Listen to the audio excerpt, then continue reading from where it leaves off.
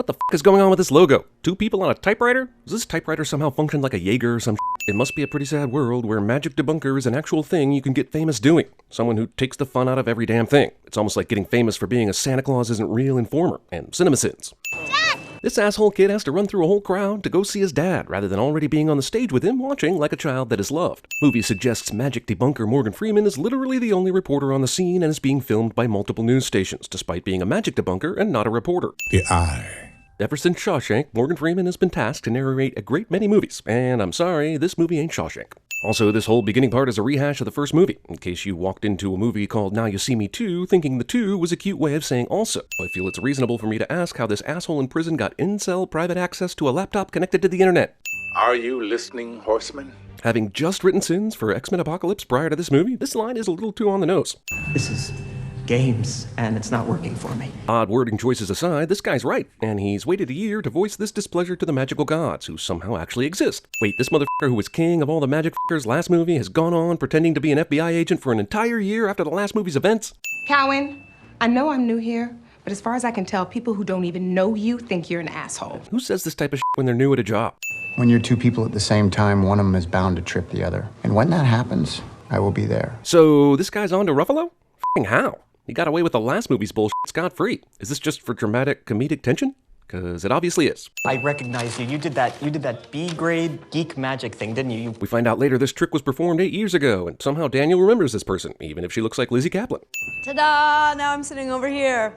Crazy! These f***ing movies in a nutshell, people. I'm so sorry that Henley left you. You know what I heard? That Isla Fisher didn't want to be in a second one of these movies? Oh, she was pregnant at the time? Well, how convenient. Here's what's gonna happen. You're gonna stay here. Dude, you've already seen her get into your apartment, set up a Rube Goldberg fake death, appear out of nowhere, get out of your first attempt to tie her up, and now you think you have her solved? What is it with stupid-ass people in movies? I'm the new horseman. Seems like this is something Dylan could have easily informed the group about well before she was introduced, but why keep your secret magic team in the loop, right? We have been rehearsing for months for something we don't even know what it is. Well, why did you do that? That's a long time to trust a magic FBI guy's word, right? I mean, without results and No, I'm not going anywhere, but I'm taking care of myself. It appears that Jesse Eisenberg didn't really quit as Lex Luthor when he got on the set of this movie. You want to know what all this has been leading to? Okta's hosting the launch of the next-gen cell phone. Once these phones hit the streets, they'll siphon their users' information to the black market. Also, really? They've been biding their time waiting for an evil cell phone maker to release a phone? Why not magic the f*** out of some terrorists? Our mission is to hijack the show. Rehearsal's over, guys. How do you rehearse for hijacking a cell phone launch a year in advance without knowing that's what it's going to be until just before the show? And why was that such privileged information they couldn't inform their trusted members that's what they were training for? This is what we've been waiting for. Now it's time to get to work. Since when do the world's best magicians blindly sign up to be basically MacGyver, going after wrongdoers and corporate stooges? Also, why are they all shining their flashlights on these blueprints in this shot, as though flashlight-activated blueprints are an actual thing? Welcome, Okta insiders, bloggers, and journalists. Man, the journalists have got to be pissed that bloggers got billing above them. Also, bloggers. Just need your signature for release. This works. This actually f***ing works. I should be a magician, because I'm great with people and have frequently talked strangers into signing iPads. Impossible belt toss. This guy just came and put a flashlight in my eyes. You know, notorious horseman Daniel Atlas, who's been in all the news over the past year. Anybody recognize? I guess not. Says here, Evans Mental Facility, Mark D. Stooge. That these guys would haul this guy away without checking with the powers that be first is an integral part of this year-long plan being put into motion right now. Well, that was a cool sign toss, but the four horsemen relying on strangers to abide by random safety signs? That's a paddling. Wait, isn't this just a live feed? Why is it recording? And if it's recording, wouldn't someone see the tape where Woody Harrelson's face is in the shot and he's obviously hypnotized this guy? Ladies and gentlemen, the horsemen. Aren't they wanted criminals? Doesn't Twitter betray their location in a matter of seconds? Shouldn't they get arrested before they finish the introductions? This guy here in the crowd is yelling, "Where'd the redhead horseman go?" Ah, so I was right about the instant police response, but wrong in thinking the horseman couldn't foil the FBI with the old lock the doors routine. We got an anonymous phone call an hour ago. Confirms everything I've been telling her. But we're not going to arrest you right now or anything, because that would be silly. FBI agent Dylan Rhodes. Max Headroom here says a thing, and because this guy already suspected Rhodes, he f***ing slams him and tries to cuff him. What were they really rehearsing during that whole year? It didn't really involve magic. They made the Okta guy admit what he was doing in front of a crowd, but then they all came out and started telling the crowd in more detail how this guy was screwing them and what were they going to do afterward. They are running for their lives, but this asshole took the time to change out of his green security guard outfit? How is this possible? It's not. The movie will go on later to try and use some hypnosis bullshit explanation, which is just as bullshit as any other explanations this movie offers. Also, these guys were apparently introduced to a world where real magic exists, and one of their members is now asking how it's possible. Also, of course they ended up in China, because Chinese audiences won't accept anything that has no China in it, and they censor the word pandering. What? The actual movie? This is my twin brother, Chase. What? The actual movie? Also, character has a twin brother or any kind of sibling that they never mentioned before cliché. The greatest magicians in the world are the object of someone else's magic trick. Isn't that poetic? Not really, no. It's stupid. This is some Eddie Murphy shit here, movie. Hey, I said no to the sequel. That's okay, we'll just double Woody's screen time. We'll give him a twin. Brilliant! I'm pretty sure he's still driving an FBI-issued car. I'm also pretty sure that they'd be able to track that and his cell phone, but this movie is too busy surprising you to care about petty details like logic and common sense. Whammo! Closamo! Delivery guy came to your door. Merritt, who is in hiding apparently but lives in a regular-ass apartment, decides that checking the peephole is for suckers and opens the door for any asshole who rings. How did you know how to find him? Is this movie really trying to tell us that these guys are hiding out so well that nobody could possibly find them? They don't wear disguises, and they live in apartments where they can be seen daily. It's not like they're in a bunker in, I don't know, Tatooine. While I marvel at how much this city's shots remind me of the Fast and Furious movies, I'll also marvel at how this movie is actually somehow more bullshit than the Fast and Furious movies. I just want to be, and I am, 100% off the grid. You are not off the grid, Dick. You might be living under an assumed name, but as long as you're in a penthouse apartment with electricity, this is the very definition of on the grid, Dick. And like them, we had a dream. Movie goes for the super discount Gates Jobs angle, because this movie believes it's original and clever, right down to the casting of f***ing Harry Potter as the villain. It can unencrypt anything, crack the defense firewall. So it's the God's Eye? Or the box from Sneakers? We're calling your bluff. Actually, we'll do it. Because I speak for everyone in this group here, and there will be no argument for some reason. Sinning the idea that this wanted criminal can still visit prisoners at a federal penitentiary, and that this guard hasn't heard the news yet about this super famous FBI agent having turned out to be a criminal, even if he is using Cowan's FBI credentials. What else? Ladies and gentlemen, prison! This article repeats itself 5 times, and pretty much all the other articles around it repeat all the same paragraphs from this one, making it the worst case of plagiarism and repetition in media history. And I didn't get to finish my lobster. This motherfucker has lobster dinners, a computer, a flat screen, a fucking espresso machine, a lazy boy, and all the privacy in the world. This isn't prison. This is my idea of fucking heaven, man. Hi, how are you? Daniel believes that in Macau, you can just go and speak English to anybody and they'll know what's up. We're going through a very sensitive metal detector. So plastic, nothing. Metal, woo, woo, woo, woo, woo. It is absolutely incredible how unlikable Daniel Atlas is in this movie, and he's supposed to be our main protagonist. What did she say?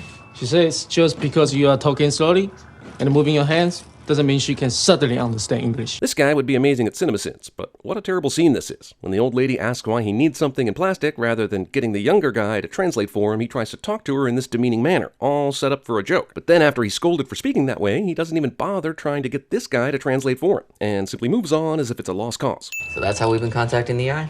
You've been doing it on your own? What was the process by which Atlas figured out how to talk to the Eye? And later we find out he's been talking to Daniel Radcliffe the whole time, who's pretending to be the Eye. So how did that happen? Is it weird to have more hair in your nose than on your head? Movie thinks this split screen is hilarious simply by existing, and declines to include any dialogue or action here that is worth watching. This is literally watch Woody play off Woody scene for the sake of it.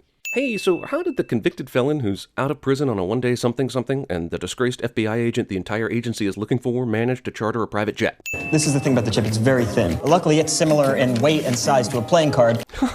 Luckily! The South African gangster security detail somehow gets completely flummoxed by a dragon costume, separating them from their client, and don't seem to be in any hurry to make sure he isn't in any danger right now. One-upping its predecessor, a movie takes hypnosis all the way to the goddamn moon. I got your email, Dr. Michalakis. You had a query about our ability to maintain quantum coherence at room temperature? Somehow, even though they knew everything about this South African gangster, they did not do enough research to know who was who in his entourage, leading to these comic hijinks that are so hilarious. Yeah, the stick's metal. How are we gonna get it out? Yeah, I don't know. Are you f***ing kidding me? You knew you'd have to walk through a metal detector and the chip was metal, but you went through with the plan without knowing how you were going to beat that? 820 million cubic miles of digisynaptic resonance. 2 hours and 9 minutes of absolute garbage babble bullshit. Now you see me too, Ghost Protocol. Okay, so they replaced the microchip with a comb or whatever the f***, but isn't this thing a microchip? Meaning taking it out of the computer will cause said computer not to work anymore? Alarms going off? Warnings about a missing microchip? It's a good thing no one is looking this direction, and that there are no cameras in this super important high security room. I mean, phew, right? Also, Penn and Teller watched this scene and promptly vomited, and no, they were not fooled. I don't care how good you are at throwing cards, there's no way you practice this throw under these kinds of conditions to make it perfect. Go f*** yourself. I know it's supposed to be fun and everything, but it looks fake as shit, so I'm actively rooting for them to get caught. Card cam. Every single one of these assholes has to perform sleight of hand with this card that has the microchip on it. But why couldn't Jack just keep the card after he got searched? Why did he throw it to Daniel so he'd have to do all the same shit? only to pass it on to Lula, who also had to do the same. We are now supposed to believe that Merritt got good at this in that montage we saw earlier, that nobody saw this, and why did they get Merritt to do this? Why didn't they just make it so that Merritt's wallet got confiscated at the beginning and make it Dave Franco's job to throw the card? Also, this plan entirely relies on a protocol where the guards pass a confiscated wallet through a metal detector so that the horsemen can do this simultaneous card-throwing trick to beat the system. What? Oh, wow, you speak Mandarin? Everybody speaks Mandarin because magic. The oldest magic shop in the world in Macau has a false back that opens into what I can only describe as a Ninja Turtles room of requirement. This was your father's. We find out later that these shop owners are part of the Eye, so it makes sense they know who Shrike is, but Shrike doesn't know that, and he didn't reveal his identity, unless they overheard Thaddeus and him all the way across the magic shop. Some bullshit, even for this movie, but whatever. I'm actually writing these sins with my left hand while my right hand is skimming through the TV guide, looking for MasterChef Canada reruns. Asanta sana squash banana, abraca you. I'm assuming it was actually not you who walked into Newburgh Federal Prison? These assholes are just now finding this out. How do you think we were able to find him? Your phone. I asked to see the face behind all of this. What you actually put your phone on was a bi-wave siphon pad. What an absolute bat crazy plan that luckily worked in Mabry's favor so he could download everyone's personal information. This is obvious subterfuge that Mabry will fall for. We give Marvel movies a hard time for overcutting fight scenes, but Jesus, this movie took the same class but OD'd on extra credit. There's like 10 of you! Come on, he's just doing tricks! Movie is going to try to make me believe that Dylan, who I'll allow is a great magician, is somehow winning because he's able to do magic tricks in an uncontrolled environment. Stuff like this, for example. In this movie, magic equals Iron Monkey villain levels of fabric control. Oh, that's Lionel Shrike's safe. Which any self-respecting magician would recognize on sight from 100 yards away. Duh. The movie thinks it's going to surprise me with some sort of Michael Caine reveal that I guessed as soon as I saw Daniel Radcliffe in this movie. Ultimately, this entire sequel is a revenge plot from the last movie's outcome, which is the creative equivalent of a shark. Instead of just killing the guy, they decide that his death needs to be poetic in some way, to put him in a safe that is for magicians and leave it to chance. And of course, the bad guys toss a magician into a magician's safe and didn't bother to take his belongings. If they don't make themselves known, you will find yourself in a very similar position to Mr. Rhodes. Yeah, but why? What did Thaddeus do to you in the last movie that makes you angry at him? Also, if you haven't guessed Morgan Freeman is actually a good guy in this movie, you've never seen a movie. Horseman ex machina. Also, this is a clear issue with the Eye in this movie. So secretive they won't even let you know who's working with you and what you need to do to succeed. Because Atlas needed to be here to pull Dylan out of the water, but only knew to be here because the bad guys were loading his dad's death safe into the back of a truck and followed it. But what if they didn't see that? Dylan, come on, buddy, breathe. He says this despite none of them attempting CPR. He just thinks this guy's gonna start breathing on his own. He may be a world-class magician, but his ass did not pay attention in health class. It's fake. I didn't bother to check between the time we stole it and now, even though I can apparently tell its fakeness on sight, and I was the one that took its fake ass out of the bad guy's computer. You were chosen. All of you. This magic movie just inceptioned itself. So, who's in? Well, I'm in. God damn it, this movie and its characters did not need a who's in, I'm in, one by one scene. It has one, but it f***ing doesn't need it. In front of the largest stage in the world, the actual world. If he's thinking YouTube live streaming reaches the entire world's population, he's super duper mistaken. So how do we stay ahead of them? We need to get to London by midnight. Wait, what? Where did you pull that? My name is Jack Wilder. Movie makes it seem like everyone in the world would just stand up in delight at the mere sight of Jack Wilder, when at least 3 of these people would likely call the cops. Now here's Lula, who just joined the Horsemen in this movie, and up until this point has had only one public appearance that failed miserably, yet everyone regards her like she's Isla Fisher from that last movie already. Why are there so many people standing out in a f***ing downpour right outside wherever the f*** this is? I know he's about to magic and but 95% of these people are not actually here in a downpour in real life. Freeze that and zoom in. Zoom and enhance cliche.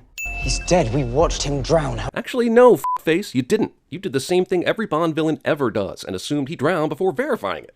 Make it go up. This is like a really bad Crystal Pepsi commercial. That was an act of me. You're wearing a microphone, but where the f*** are the speakers? And why doesn't your voice sound even a little bit amplified? That was an act of me and of strobe lights and rain machines. Obviously, this trick needed rain machines to work, but how come everybody in the area had umbrellas on them already? Yeah, I know it's London and it rains all the time, but surely the forecast showed a clear night, and there would have been less umbrellas than usual. Actually impossible, goddammit. Also impossible. This movie is just f***ery on top of f***ery, but because it has actors you like, you end up thinking this horse is entertaining, when it really is just horse. This magician dude goes full born for a few minutes because, of course he does. Because motorcycles always explode on impact. We later find out this whole thing is a setup by the Horseman to get caught by Tesla and his men. Now, normally we'd mention the prestige level of commitment these guys are bringing to the setup, but that would actually be likely in this case. Only the acting here is way above and beyond, to the point that the actors don't even appear to know that their characters are in on it. Also note that Tesler's already tried throwing Dylan into a safe and dropping it into the river, so he should have a short fuse and just kill these guys right now and search them for the chip later. But nope, instead he does everything according to the Horseman's plan. It's real. How the f*** is the microchip real? Didn't they have a fake one? How did they make this pass the test? This is never explained at all. We find out later that the whole showcase for the microchip was staged, but that doesn't explain how they thought the microchip was fake and now it's real. The champagne tastes weird, so of course he peels off the label immediately, right? The Thames, stroke of midnight, New Year's Eve. Is that microphone still working? Since we're streaming live, then everyone around the world already knows everything. So they were broadcasting this around the world, but Tressler and Mabry and all the people who work for them weren't watching? How the f*** did the Horseman accomplish that, or know that would happen? Here's the most unbelievable thing in the movie by far. Somehow Jack managed to be here hypnotizing Merritt's brother, while also being back at the other place playing Find the Lady game with the adoring public. These men destroy people's lives. And that's when most people would probably start heading for the exits. It's when the magic show gets preachy that they lose the audience. They are finally stepping into the light. Awesome! But you horsemen are all still super wanted criminals though, right? This doesn't change that, does it? Even this so unformed, it might as well be a zygote romance story gets wrapped up nicely. Huzzah! And by huzzah, I mean give me a goddamn break already. 10 minutes. This new FBI director person has absolutely no real connection to Dylan whatsoever, but because he's giving her a flash drive full of alleged info on Tressler and Mabry, she's okay with this guy getting a head start for some reason, even though he's broken plenty of laws. Now you're playing the long game. Hulk just pulled a Batman! It keeps going, and going, and going, and going, and... Yes, your father and I were partners. Which, in this incredible world of the internet, no one ever figured out. Even his son, who had access to the FBI and lived in this world of magic, didn't know somehow. This is harder to believe than any magic trick that occurs in these movies. Why didn't you ever say anything to me? I don't know. Yeah, the usual. I did it to protect you. I had guilt, shame, whatever you want to call it. Never once has this excuse made sense ever. Give it a name. Shame, guilt, regret. He's talking about that tie he's wearing right now, right? Hey guys, you might want to come take a look at this. You might want to come take a look at this, cliche. I put you in jail, man. Why didn't you say something then? Probably because his prison cell was better than my entire house. Also, Thaddeus will now explain that he didn't want to say anything because he wanted Dylan to do this magic with the right motivation. He spent 18 months in prison as an old man because he didn't want to explain anything. Plus, it ties up everything so neatly you'll forget about this being a major flaw in the film. Walter and Tressler, were they in on it too? Oh, we knew Walter was in hiding. The after show was a setup to expose him to the public. That explains nothing. This is, first off, a confusing question. Were the people we exposed in on the overall plan? I mean, what? Second off, Thaddeus gives pretty much a nothing answer to the question. In fact, pretty much nothing of this plan is explained at all. If they knew all this then they might be worse invaders of privacy than Mabry was planning to be. Also, remember, this plan requires them to go to China, have one horseman who apparently speaks for all the other unwilling horsemen to do whatever Mabry said, get the idea to go to a magic shop that just happens to have the eye people there, along with all the other lucky happenstances that occurred in what is overall a poorly conceived plan. Now I know why you look so familiar. You're the horseman, aren't you? I know this guy was in the movie earlier, and that this should be some kind of chuckle-worthy callback whammy. Problem is, this movie is so I can't remember where I saw this dude. Also, yes, it is the guy who was showing them the microchip earlier, but wouldn't it have been nice to know he was helping them? Couldn't he have made things a little easier? Seeing is believing, but is it truth? Movie rips off the ending Morgan Freeman narration bit from War of the Worlds, and Shawshank, and $1 Million Baby, and Bruce Almighty, and Seven, and March of the Penguins. And the studio said, who should we get to direct this piece of shit? Maybe the guy who did one of those step-up movies, someone said. Maybe the person who did Justin Bieber Never Say Never, said another. Jamming the holograms. No, we need the guy who did G.I. Joe Retaliation. F*** you, Frank, someone yelled. Suddenly, the executives were at one another's necks. Punches were thrown and guns were drawn until Timmy the intern looked up from his computer and said, Guys, we can get all the people who did those movies to direct this movie because it's all the same person. But everyone was too dead to hear it.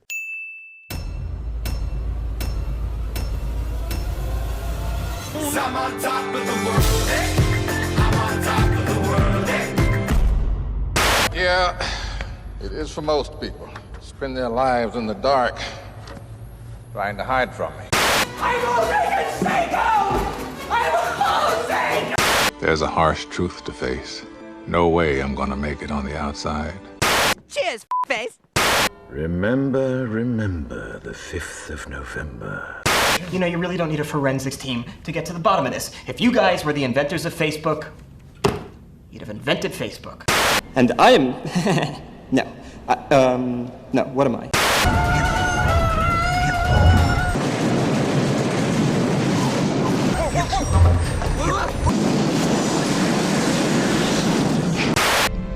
I once told you about a sailor who described drowning to me. Yes, he said it was like going home. I was lying. He said it was agony.